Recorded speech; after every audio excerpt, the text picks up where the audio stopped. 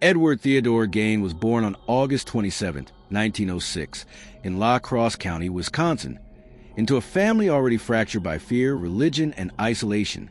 From the very beginning, his life was shaped by his mother, Augusta Gein, a deeply religious, domineering woman who believed the world was full of sin and that women were the root of all moral decay.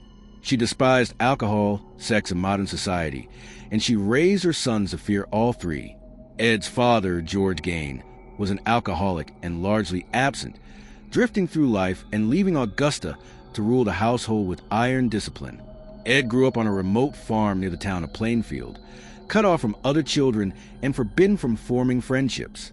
At school, he was shy, socially awkward, and often bullied. He had a strange laugh, difficulty speaking, and almost ghost-like presence.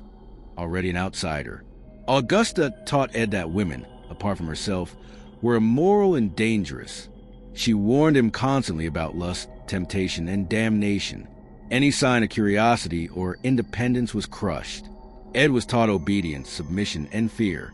His emotional development froze under her control. When Ed was in his early 30s, his father died.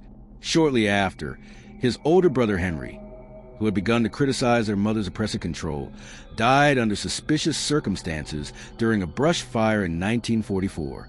Though officials ruled it an accident, bruises were reportedly found on Henry's head. Ed was the one who found the body.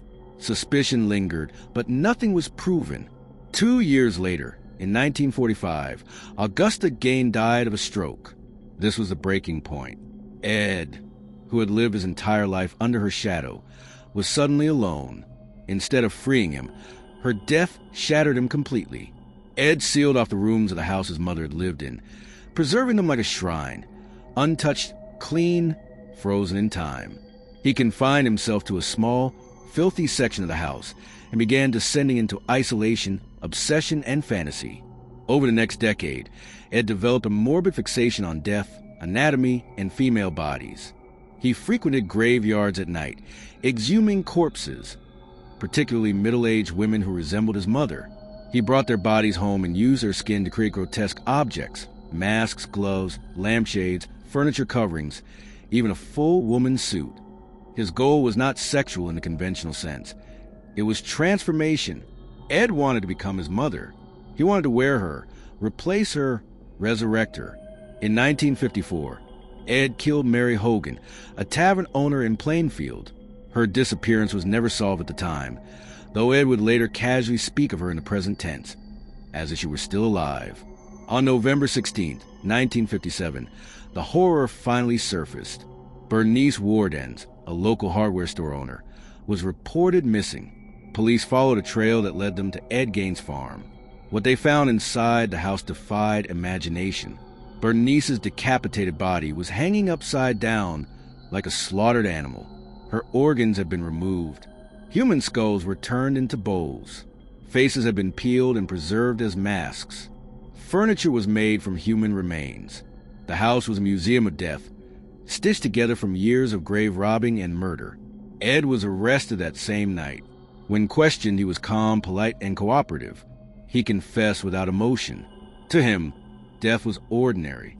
He insisted that he never meant harm, that everything he did was for comfort, curiosity, or remembrance. Doctors later diagnosed Ed Gein with schizophrenia. He was deemed legally insane and unfit to stand trial. Instead of prison, he was committed to a mental institution. In 1968, after years of treatment, Ed was briefly found competent and tried for the murder of Bernice Wardens. He was found guilty, but again ruled insane and sent to the Mendota Mental Health Institute, where he spent the rest of his life. Ed Gein died on July 26, 1984, at the age of 77, from respiratory failure caused by lung cancer.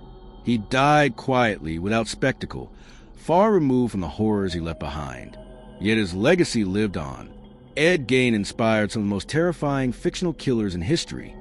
Norman Bates' Psycho, Leatherface, the Texas Chainsaw Massacre, and Buffalo Bill, the Silence of the Lambs.